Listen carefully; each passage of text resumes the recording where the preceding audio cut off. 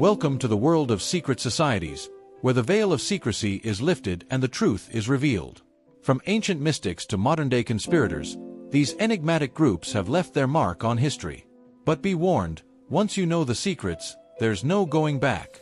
From the Illuminati to the Freemasons, the Skull and Bones Society to the Thuggies. Join us as we delve into the mysteries, the myths, and the legends of these enigmatic groups. From ancient cults to modern-day cabals, each society has its own unique story, its own secrets and rituals. But what drives them? What do they seek to achieve? And what are they hiding? So, if you're ready to uncover the truth about these infamous secret societies, join us on this journey into the shadows. But be warned, once you know the secrets, you can never go back. Let's begin our journey into the unknown. Historically, the name Illuminati usually refers to the Bavarian Illuminati, which was an Enlightenment-era secret society founded on May 1, 1776 in Upper Bavaria by Jesuit-taught Adam Weishaupt. Its members were advocates of secularism, liberalism, republicanism, and gender equality. Weishaupt's goal was to encourage open debate and free speech among members and ultimately decrease religious influences on society. He first opened up membership to a handful of his law students, but the idea spread like wildfire, and soon there was a network of more than 2,000 members across what is now Germany, France, Hungary, Italy, and Poland. Because of these values, the group is often front and center in several conspiracy theories that involve them playing puppet master, controlling world affairs and influencing the government and major corporations in order to eventually establish a new world order. A variety of historical events have been said to be orchestrated by the Illuminati, like the French Revolution and the assassination of President John F. Kennedy. The fact that the Illuminati did not require a belief in a supreme being made them particularly popular amongst atheists. This, and the fact that most members were humanists, is the reason for the widespread belief that the Illuminati wants to overthrow organized religion. The Masons trace their origins to an actual guild founded in the Middle Ages that supported, you guessed it, Masons. Stoneworkers had a tendency to travel for their jobs, so they were often more worldly than others in their hometowns. Over time, when the Masons gathered, they talked more about government and world events than they did their actual trade. And over time, they began accepting members who weren't even in the profession, which also served the purpose of boosting its coffers with a wave of new membership dues. The Grand Masonic Lodge was created in 1717 when 4 small groups of lodges joined together. Membership levels were initially first and second degree, but in the 1750s this was expanded to create the third degree, which caused a split in the group. When a person reaches the third degree, they are called a Master Mason. Masons conduct their regular meetings in a ritualized style. This includes many references to architectural symbols such as the compass and square. They refer to God as the Great Architect of the universe. The 3 degrees of Masonry are: 1. Entered Apprentice. This makes you a basic member of the group. 2. Fellow Craft. This is an intermediate degree in which you are meant to develop further knowledge of Masonry. 3. Master Mason. This degree is necessary for participating in most Masonic activities. Some rites, such as the Scottish Rite, list up to 33 degrees of membership. Masons use signs and handshakes to gain admission to their meetings, as well as to identify themselves to other people who may be Masons. The signs and handshakes often differ from one jurisdiction to another and are often changed or updated. This protects the group from people finding out how to gain admission under false pretenses. Masons also wear stylized clothing based upon the clothing worn by stone masons from the Middle Ages. The most well-known of these is the apron. The Order of Skull and Bones, a Yale University society, was originally known as the Brotherhood of Death. It is one of the oldest student secret societies in the United States. It was founded in 1832 and membership is open to an elite few. The society uses Masonic-inspired rituals to this day. Members meet every Thursday and Sunday of each week in a building they call the Tomb. According to Judy Schiff, chief archivist at the Yale University Library, the names of the members were not kept secret until the 1970s, but the rituals always have been. Both of the Bush presidents were members of the society while studying at Yale, and a number of other members have gone on to great fame and fortune. The society is surrounded by conspiracy theories, the most popular of which is probably the idea that the CIA was built on members from the group. The CIA released a statement in 2007, coinciding with the popularity of the film The Good Shepherd, in which it denied that the group was an incubator for the CIA. Founded in 1872, The Bohemian Club is an exclusive, invite-only club intended for men, and only men, who consider themselves devoted to the arts. The club's motto is, "Weaving spiders come not here," which is supposed to remind members to leave politics and business talk at the door. Whether they truly do that is a matter of debate. It's rumored that in 1967 Reagan and Nixon discussed the upcoming Republican primaries at Bohemian Grove. Membership in the Bohemian Club has its perks.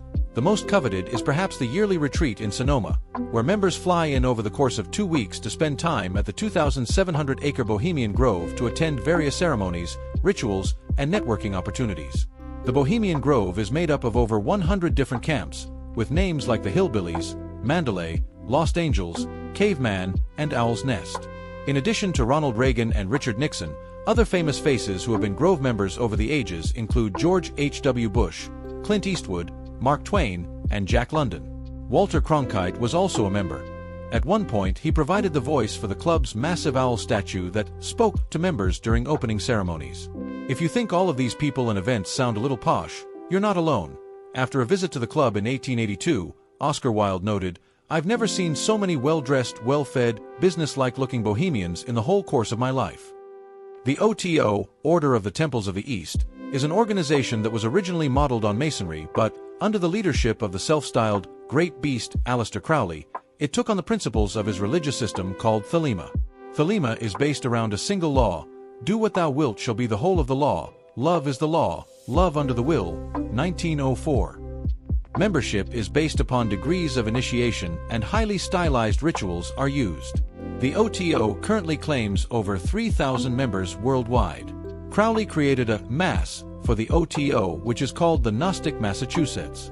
Of the Mass, Crowley wrote, "I resolved that my ritual should celebrate the sublimity of the operation of universal forces without introducing disputable metaphysical theories. I would neither make nor imply any statement about nature which would not be endorsed by the most materialistic man of science." On the surface, this may sound difficult, but in practice I found it perfectly simple to combine the most rigidly rational conceptions of phenomena with the most exalted and enthusiastic celebration of their sublimity. The ritual is very stylized and uses virgin priestesses, children, and priests.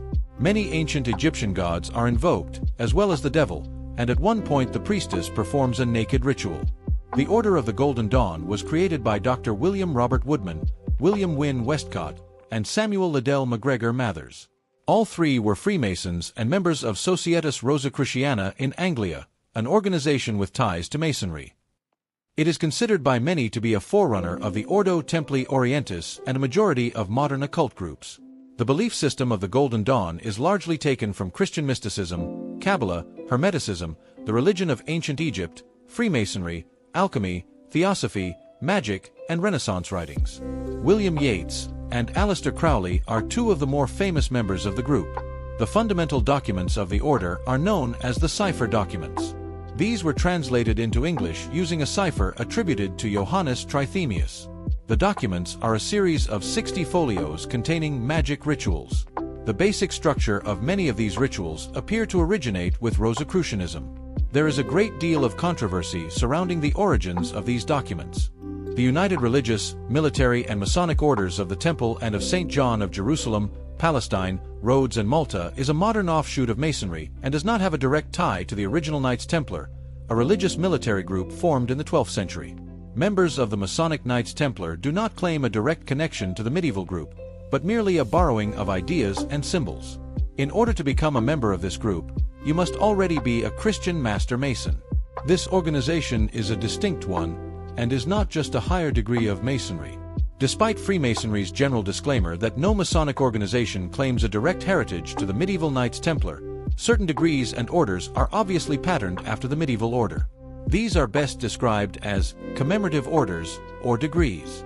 Nevertheless, in spite of the fraternity's official disclaimers, some Masons, non-Masons, and even anti-Masons insist that certain Masonic rites or degrees originally had direct Templar influence. The Rosicrucian order is generally believed to have been the idea of a group of German Protestants in the 1600s when a series of 3 documents were published: Fama Fraternitatis Rosicrucis, Confessio Fraternitatis, and the Chimical Wedding of Christian Rosenkreutz anno 1459. The documents were so widely read and influential that the historian Francis Yates refers to the 17th century as the Rosicrucian Enlightenment. The first document tells the story of a mysterious alchemist, Christian Rosenkreutz, who traveled to various parts of the world gathering secret knowledge. The second document tells of a secret brotherhood of alchemists who were preparing to change the political and intellectual face of Europe. The third document describes the invitation of Christian Rosenkreutz to attend and assist at the chemical wedding of a king and queen in a castle of miracles. Current members of the Rosicrucian order claim that its origins are far more ancient than these documents. The authors of the documents seem to strongly favor Lutheranism and include condemnations of the Catholic Church. Rosicrucianism probably had an influence on Masonry and, in fact, the 18th degree of Scottish Rite Masonry is called the Knight of the Rose Croix, Red Cross. There are a large number of Rosicrucian groups today, each claiming to be closely tied to the original. Of the two main divisions, one is a mix of Christianity with Rosicrucian principles, and the other is semi-Masonic. The Masonic type tends to also have degrees of membership. And that's a wrap on our journey into the world of secret societies. From ancient cults to modern-day cabals, we've explored the most infamous groups that have shaped the course of human history. But remember, the truth is always out there, waiting to be uncovered.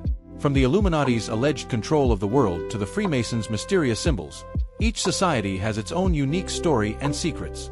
But what's clear is that these groups have left their mark on history, and their influence can still be felt today. Who knows? Maybe there are still more secrets waiting to be uncovered.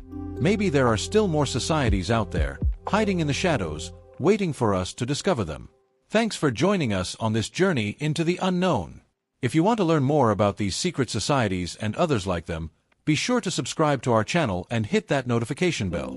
And don't forget to like and comment below. We want to hear your thoughts on these secret societies. Are you convinced that they're hiding something? Or do you think they're just harmless groups of people who share common interests?